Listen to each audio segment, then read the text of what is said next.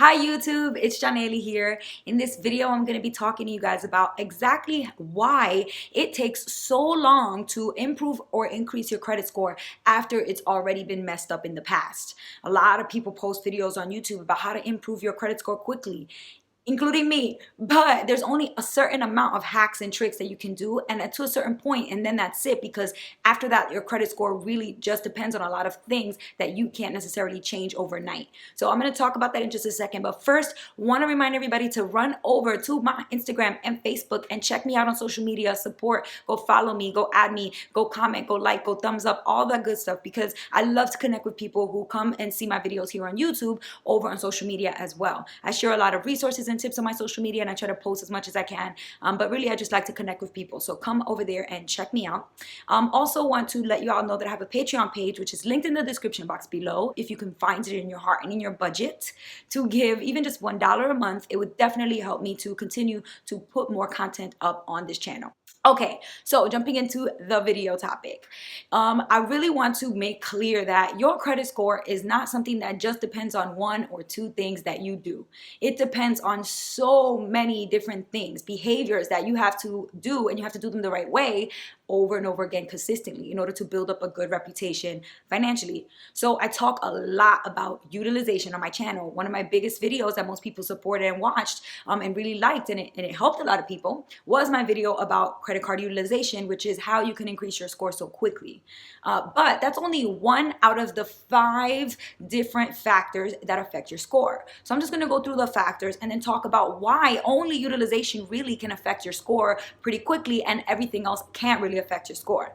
So we'll start with utilization. Utilization is worth 30% of your score, and that means that if you spend more than 10 to 20% of the total amount available to you on your credit card, or all your credit cards combined, at any point within the month, then your credit score is going to take a hit, because you are getting too close to the limit that they gave you. And so you have to stay very, very, very low in terms of how much your balance is every month in order to get the most points in that category for utilization, or debt or credit used. People call it different things.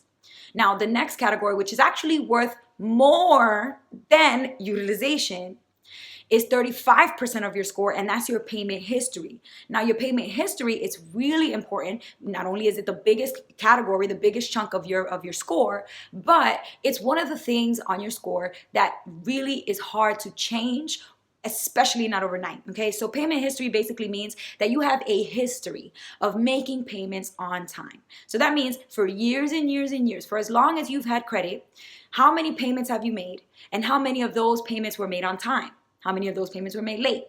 And then if you have way too many late payments, it starts to hurt 35% of your score. Even just one late payment can really hurt you. If you just do it once, a lot of times what you could do is call your credit card company and ask them to forgive you. And a lot of times they have like a little grace period. They give you like a few days or whatever.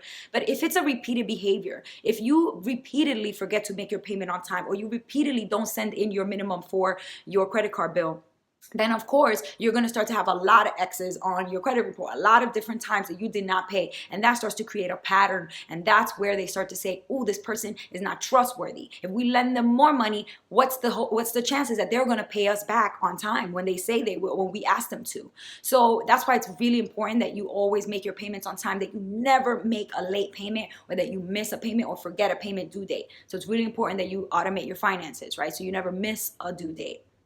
Now, the next largest chunk of your credit score is age of credit, and this one is worth 15% of your score. So it's not worth as much as utilization and payment history, but it's still pretty big compared to the other pieces.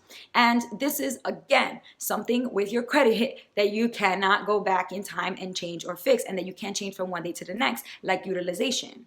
Age of credit means, when did you start, and how long has it been since then? And what is the average number of years of all of the credit accounts that you have in that time as well? So it's kind of two things. It's how early did you start, because that's when your oldest card is going to have a really long age of credit.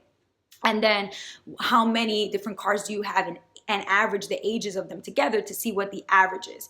And the reason why they're doing that, because they don't want you opening cards all the time, every year opening new cards. And if you do that, then you're always going to have 0 years every year because you have a new card that you just opened. And so then your average will constantly go down. If you keep putting a 0 in, the pool of numbers, when you average them out, the average is going to be less and less and less. So you don't want to be opening new credit cards every year, and you want to try to only open new accounts when you really need them, because it's going to affect your age of credit, especially when it comes to credit cards. Okay, so age of credit is obviously something that means that you need to start early and that you need to not open new accounts all the time like crazy. Now, the next to last category is types of credit. Now, this is important, but it's not super, super duper important because it's only worth 10 little percentage points. But if you're at that end, if you're almost at 800 or you're almost at 850, you really want a better credit score, usually these are the types of things that will make or break that last little, hurrah, that last little push to that score that you want. So types of credit basically means that you are going to have a different types of credit. You're going to have a mix of credit. So you're not going to have all the amount of debt that you owe is just student loans. And you're now, 50 or 60 years old, you are a well-established professional, working professional, and you only have ever paid back your student loans from college, and that's it. You never took a personal loan, you never got an auto loan, you never got any credit cards, you never took a mortgage out to purchase a home. So there's so many different ways that you could build credit, that you could borrow money to make a big life decision, like buying a car or going to college or getting a house, right? And these are things that most people actually in the world do not have all the money right up front to pay for these things in cash. And so it's why it's important to use credit the right way to help you, so that when it comes time to purchase a car or a home or to invest in college education for yourself or your kids, that you have good credit so that you can get the best rates. But if you don't have a good mix of credit, then of course they're going to see you as a threat, because they're going to say, oh, this person only knows how to handle one type of credit. They haven't really juggled a nice mix of credit. They haven't had different types of diverse forms of credit. And so that's why you want to have a mix. It's kind of like, the way I think about it is like, if you apply to college and you only took math classes and you never really took a foreign language or science or social studies, or you didn't really take writing or reading courses, they're going to be like, what's going on? You don't have, a well-diversified course load. And so it's the same thing here. You want to have a mix of credit types to show like, okay, I can pay my auto loan back on time. I can pay my mortgage on time. I can also pay my credit card bill and manage my student loan payments. And I can juggle these things, and I can show that I have that skill to juggle different types of debt. Okay, and then the last category, which is also worth 10 percentage points, is new credit. So every time that you open a new account, they're going to check your score to see if they want to approve you or not for that credit. And then it is going to hurt. It's going to ping your credit score. It's called a hard inquiry. And I talked about this before on my channel. Hard inquiries affect your credit score. It hurts your credit score by a couple of points every time. And so that's why you don't want to be opening new cards all the time. It's the same thing, because it affects your age of credit as well, but it also affects new credit. You're opening new credit too much. And so it's really important that you only keep your really well-established accounts and only create new accounts when you 100% absolutely need to.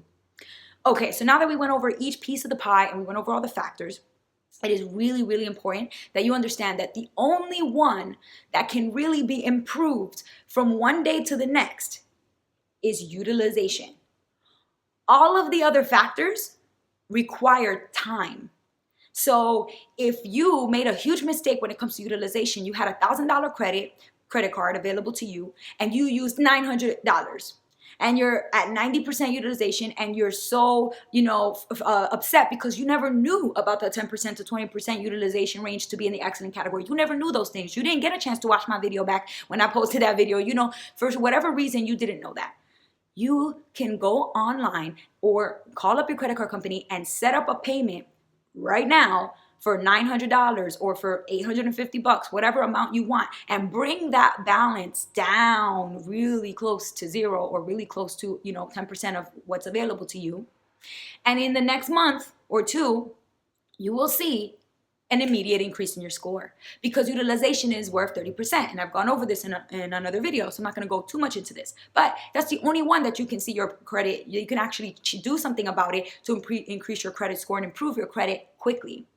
The other 4 factors require a lot of time or have something to do with behaviors that you made mistakes in the past. So that's something that you cannot go to the past, go back in time, and change what you did or fix the mistakes that you make.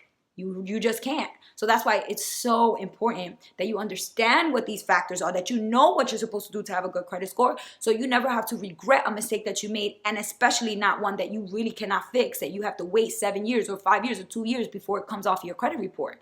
Because all these factors are not like utilization. Utilization is the only one out of the 5 that you can change overnight or over 1 month to the next. The rest of them, you cannot change 1 month to the next. They require lots of time to build up, right? If you make a late payment, you can't go back in time and not make the late payment and repair the payment history there. If you started when you were 28 years old opening your very first credit card and you never had credit before that, your age of credit is always going to be low until for a long time. But if you started when you were 18, and you're 28 now, you have 10 years of credit, reputation using credit wisely and well. So now your age of credit is very long. So that's the kind of thing you can't change. You can't go back in time and start opening credit cards when you were 18 if you started too late. So it's very important that you understand why these things affect your credit, how you can improve, how you can kind of get the most points in each category, and then start young and start early and start strong with developing the habits and the behaviors that will get you the most points in each category for your score. That way, you're never looking at it like, oh man, I wish I didn't do that when I was young. I wish I hadn't done that mistake or made that mistake, because it will stick with you for many years most of the time, and it's not something that you'll be able to fix overnight. If you have comments, definitely put them below in the comments section. And if you want to reach out to me with questions, you can put them down there as well, or you can reach out to me at MissBeHelpful@gmail.com. If you haven't subscribed to the channel, go ahead and subscribe right now. And that is all that I have for you guys. Until next time, peace.